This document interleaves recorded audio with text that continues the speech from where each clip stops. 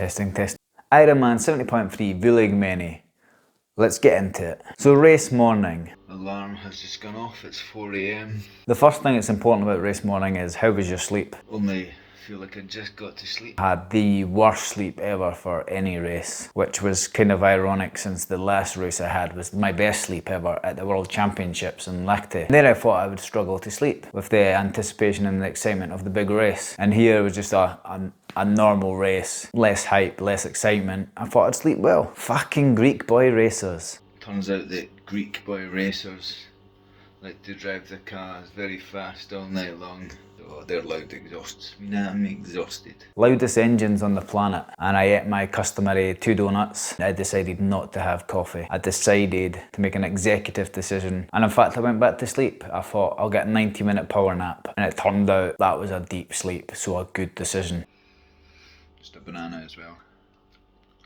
Hopefully the potassium helps keep this cramp at bay. The things we do to race, we pay to do this. People think we're mad. People be right. Oh well, wish me luck. I'm off to bed. And then I woke up just in time to get my Uber to the race venue. I had a quick coffee, but no time for pooping. So I get to the transition area, and there's always drama in triathlon. I like to do a few checks in the morning on my bike. The first one is to spin the wheel. The second one is to check my brakes. They seemed fine, they were on. And the third one is just to turn my gears. First check failed, the wheel wouldn't spin, and it turned out my brakes were jammed on. Now they weren't jammed on when I left the bike the previous day in transition, so what happens overnight I have no idea. I didn't want to race with my brakes jammed on. 5 minutes of fiddling, playing with brakes, and what happened was I released the skewer a bit and just unwound it a bit so there was less tension, and it brought the forks just out wide enough just to let the brakes move out from the wheel, and then it would spin. So saved the day with that one. But the drama didn't end there in transition. Because I decided to sleep and not mix up my hydration in my apartment, when I tried to mix it up in the hydration system at the race, it turns out Morton needs a good vigorous shake. And unless I was to pick up my bike and shake it like that, and when I tried to suck it through the straw, it was just jamming because all the powder was just gelling at the bottom. Fuck, how are we gonna fix this? So I was kind of shaking it and agitating it, and in the end I was getting the straw and jamming it in and out, and it took 5-10 minutes to actually get it loose enough so it was actually going to be drinkable throughout the race. 2 problems solved, got into the job EQ, had a poo, got my wetsuit on, and then was ready for the swim start. Despite the drama, I was as calm as I'd ever been in a race start. Standing on the golden sands, deep controlled breaths, I was feeling good. Had a piss in my wetsuit. If you say you don't, you're a liar. There's a swim start for 25 minutes, 30 minutes, 35, 40, 45 plus. Pick your predicted swim time and you swim with like-minded people. That's the theory anyway. So the swim is 1900 metres in the Aegean Sea. I don't know how you say that. In the Aegean Sea. Easier to say the Med. So the swim was in the Med.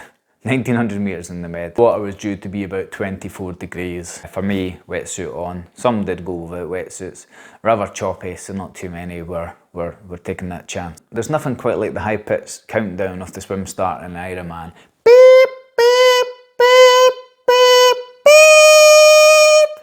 Dog's coming. See, it got her heart rate going too. Look, every 5 seconds, 4 athletes go. So the water was shallow for the first few steps into the water, so you got a good run in. Big waves though to jump over. Quite a hectic start running in there, trying to get into the rhythm. First 500 metres out to sea, breaking the waves as they're coming towards you. Not necessarily a first timer friendly swim course. I'm not a fast swimmer, but I am a strong swimmer. So my swim form hasn't been great since my 10-week ankle injury through the summer. So my expectations after Lahti being 40 minutes were I'm probably going to be around that same region, maybe slower because of the choppy sea. Came out in 37 minutes, which was a great result for me here in Greece. My best swim for a while. Wetsuit off, into transition 1, goggle swim cap off, empty the transition bag, shoes on, helmet on, race belt on, and run and grab the bike and get to the bike exit. 3 minutes 40, respectable. So the bike course. I would say it's been one of my favourite bike courses to date. The only one I can think of that I would probably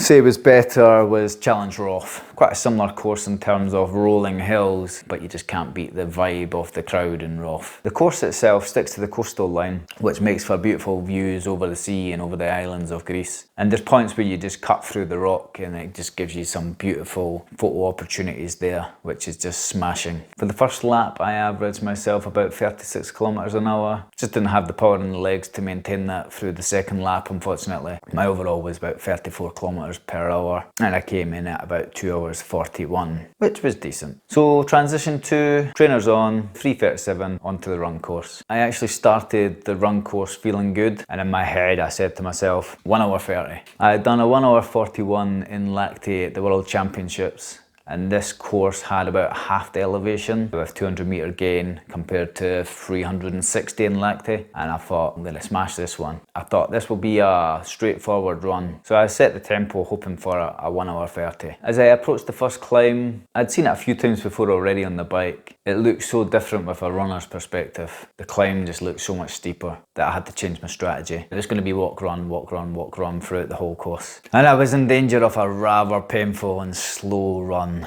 But I muscled on. The muscles just around my knees were starting to seize and it was really painful. And I could just feel my core temperature overheating, and every time it did, I just had to walk. But somehow I pushed on, and then the last 2 kilometers, you just get a little surge of energy. And I managed to somehow get to the end. 1 hour 52, certainly not my best, certainly not my worst through the 8 years I've been doing triathlon. Target was a sub 5 hour race at the start of the day, 5 hour 18. Interestingly enough, 5:19 was my race in lactate, so there's a bit of consistency there. Sure, I didn't run as fast as I planned, but in that heat, 28 degrees, a Scotsman, dehydrated, it was just a hard day at the office. I think a 5:18 and a 5:19 as a 40-year-old is only just finally finding his consistency in training. It's not a bad place to start for next year. I think it's a good year ahead for me. Would I recommend this race? It's a hot race with sunshine at the end of the season. What's not to like? And with Athens on its doorstep, which is history, culture and good vibes, I can't think of a better end of season race. Athens could be one of the best cities on the planet.